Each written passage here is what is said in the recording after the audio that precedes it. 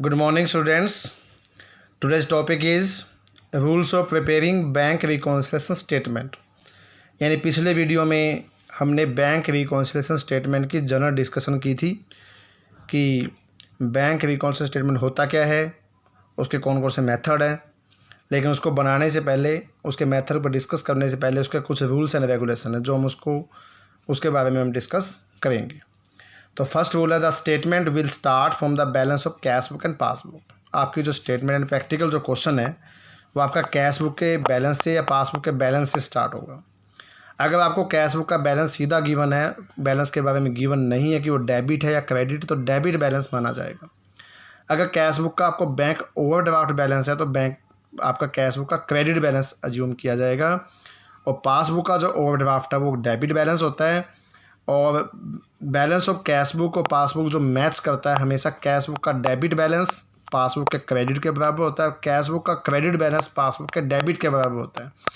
यानी इसका मतलब ये है कि जो ट्रांजैक्शन कैश बुक के डेबिट में आती है वो पासबुक के क्रेडिट में आएगी, और जो ट्रांजैक्शन कैश बुक के क्रेडिट में आती है वो पासबुक के डेबिट में आएगी।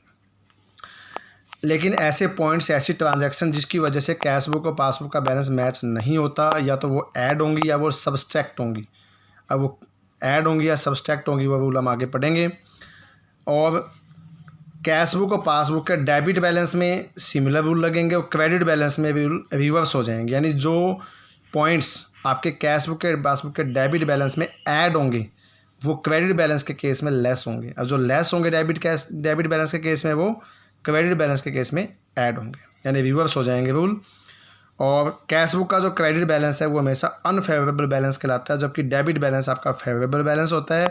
और बैंक ओवरड्राफ्ट आपका कैश बुक का क्रेडिट होता है और पासबुक का डेबिट होता है।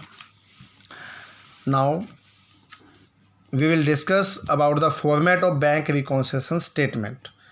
ये फॉर्मेट में कुछ रूल्स एंड रेगुलेशन है, इसमें से कुछ पॉइंट्स आपके ऐड होते हैं, कुछ पॉइंट्स आपके लेस होते हैं।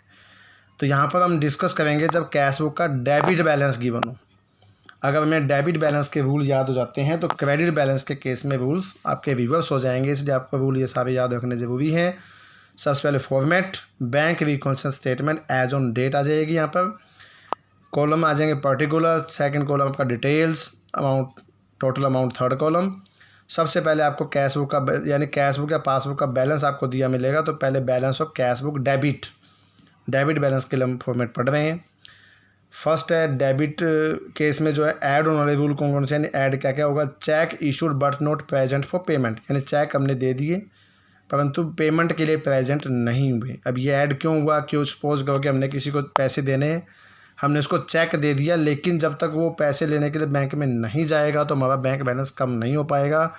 इसके लिए कैश बुक में आपका पॉइंट ऐड होगा।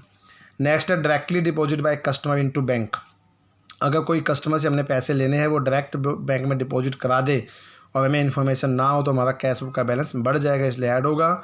इंटरेस्ट अलाउड और क्रेडिट बाय बैंक, अगर बैंक हमें इंटरेस्ट पे करता है तो बैंक बैलेंस हमारा बढ़ जाएगा, तो कैश बुक में ऐड होगा। डायरेक्ट कलेक्शन बाय बैंक, अगर बैंक कोई पैसा डायरेक्ट कलेक्ट कर देता है तो वो भी ऐड होगा। Cheque deposit into bank, bank में चेक जमा हो गए लेकिन कैश बुक में एंटर नहीं किया तो कैश बुक आपका बैलेंस कम शो करेगा, इसलिए हम प्लस कर देंगे बढ़ाने के लिए। अगर हमारी रिसिप्ट साइड का cash book undercast means कम लग गया, रिसिप्ट मीन्स डेबिट, अगर डेबिट साइड का जोड़ हमारा कम लग गया है तो डेबिट साइड से हम क्वेश्चन कर रहे हैं इसलिए ऐड हो जाएगा। और पेमेंट साइड का अगर ओवर कास्ट होगा तो भी ऐड हो जाएगा। और पासबुक का क्रेडिट बैलेंस अगर रॉन्ग हो गया तो वो हमारा ऐड हो जाएगा। तो ये ऐड के रूल हैं। अब माइनस के rule, cheque deposit into bank but not credited by bank, अगर चेक हमने बैंक में डिपॉजिट करा दिया लेकिन बैंक ने अभी तक जमा नहीं किया तो वो लेस हो जाएगा। इंटरेस्ट ऑन ओवरड्राफ्ट बैलेंस का अगर इंटरेस्ट हम पे कर रहे हैं बैंक को तो लेस हो जाएगा क्योंकि बैंक बैलेंस कम हो जाएगा। Cheque entered into cash book but not sent to bank, cheque cash book में लिख दिया लेकिन बैंक नहीं भेजा तो भी लेस हो जाएगा। अगर हमारा चेक डिसऑनर हो गया है तो भी लेस हो जाएगा। अगर बैंक ने डायरेक्ट पेमेंट कर दी तो लेस हो जाएगा। बैंक चार्जेस तो भी लेस हो जाएगा। रिसिप्ट साइड का कैश बुक अगर ओवर कास्ट है और पेमेंट साइड की अंडर कास्ट है तो लेस हो जाएगी। और डेबिट बैलेंस और पासबुक अगर हमारे रॉन्ग है तो वो लेस हो जाएगा। तो यानी ये हमारे कुछ प्लस के रूल थे, कुछ माइनस के रूल थे।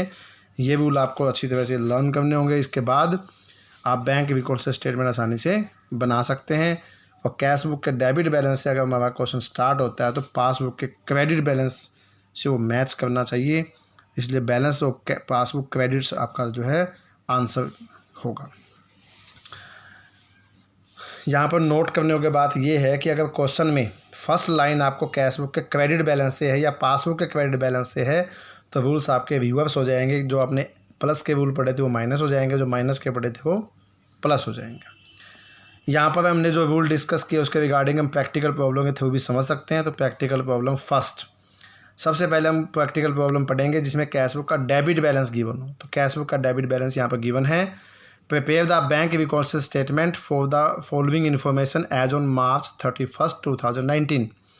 Balance of cash book 80,000 debit, cheque deposit into bank ₹36,000 but not credited, bank charges 700, interest credited by bank 1100, direct payment by customer into bank 6500, insurance paid by bank 5500। Here is the solution. सबसे format bank reconciliation statement as on March 31, 2019। Particulars, detail and amount. सबसे पहले balance of cash book debit balance है तो total amount 80,000।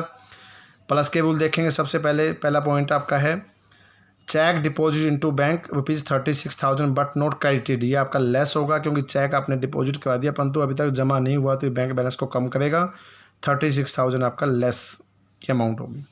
Next है bank charges भी आपका less होगा तो बैंक चार्ज बाय बैंक 700 रुपये।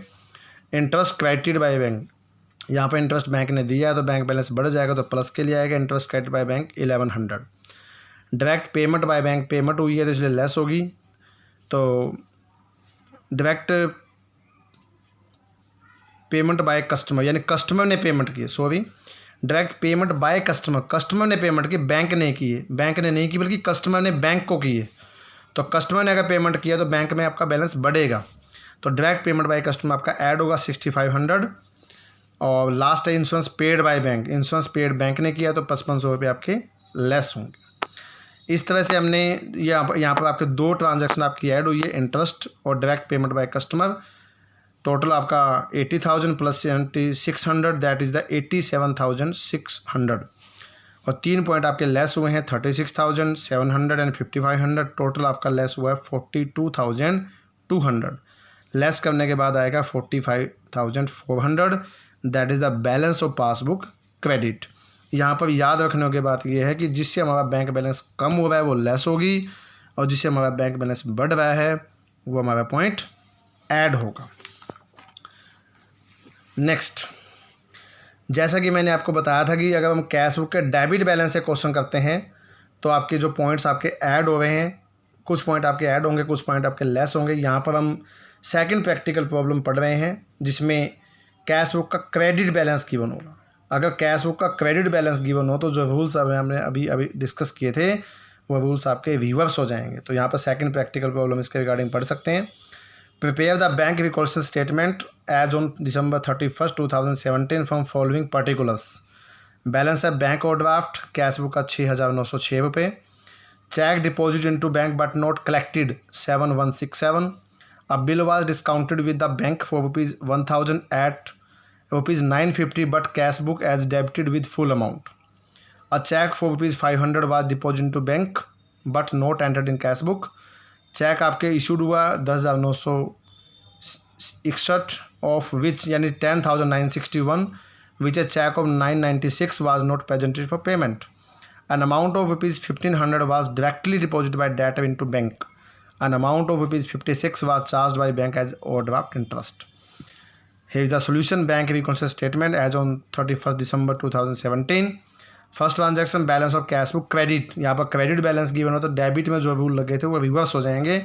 तो क्रेडिट का बैलेंस आपका है 6,906 रुपये। इसके बाद transaction first cheque deposit into bank but not collected, वहाँ पर आपका लेस हुआ तो यहाँ पर ऐड हो जाएगा cheque deposit but not credited 7,167। Next है bill was discounted with the bank ₹1,000 at 950 यानी बिल डिस्काउंट कराएगा 1,000 का 950 में, लेकिन पूरी अमाउंट से हमने उसको डेबिट कर दिया तो गलत कर दिया, इसलिए हमें यहाँ पर 50 रुपये आपके ऐड होंगे।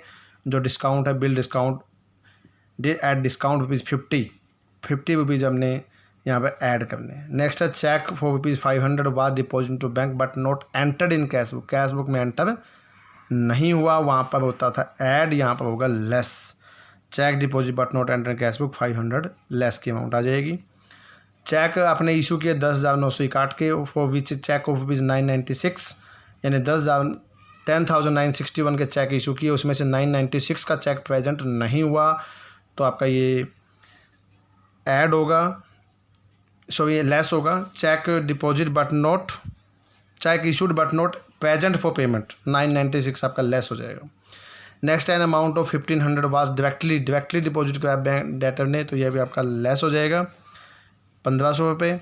एन अमाउंट 56 बैंक और ड्राफ्ट का जो इंटरेस्ट है वो आपका ऐड हो जाएगा 56। इस तरह से हमारे 3 ट्रांजैक्शन ऐड होंगी और 3 ट्रांजैक्शन आपकी लेस होगी। ऐड करके आपका जो है ट्रांजैक्शन को ऐड करने के बाद आपका टोटल आएगा 696,906 plus 7167 plus 50 plus 56 that is 14,179 और लेस की अमाउंट आपकी 996, 500 एंड 1500 दैट इज़ 2,996। इसको लेस करने के बाद अमाउंट आएगी 11,183। ये आपका जो कैश बुक का क्रेडिट बैलेंस आपने मैच करना था, तो पासबुक के डेबिट बैलेंस से मैच करना ज़रूरी है, इसलिए कैश बुक के क्रेडिट बैलेंस से क्वेश्चन स्टार्ट हुआ तो पासबुक के डेबिट बैलेंस पर क्वेश्चन ख़त्म हो जाएगा। इस तरह से हम जो है कंक्लूजन ये कर सकते हैं कि कैश बुक के डेबिट या क्रेडिट बैलेंस से जब क्वेश्चन स्टार्ट होता है रूल आपके रिवर्स हो जाते हैं। डेबिट केस में आपको जो रूल आपको याद करने हैं, क्रेडिट में आपने उसको रिवर्स करना है। और इस उम्मीद है कि आपको जो है प्रैक्टिकल प्रॉब्लम जो बैंक रिकॉर्ड स्टेटमेंट कैसे बनाया जाता है वो भी अच्छी तरह समझ में आया होगा। इसके लिए आपको रूल्स की अच्छी तरह प्रैक्टिस करनी होगी। At last, thanks for watching the video. Stay home, stay safe.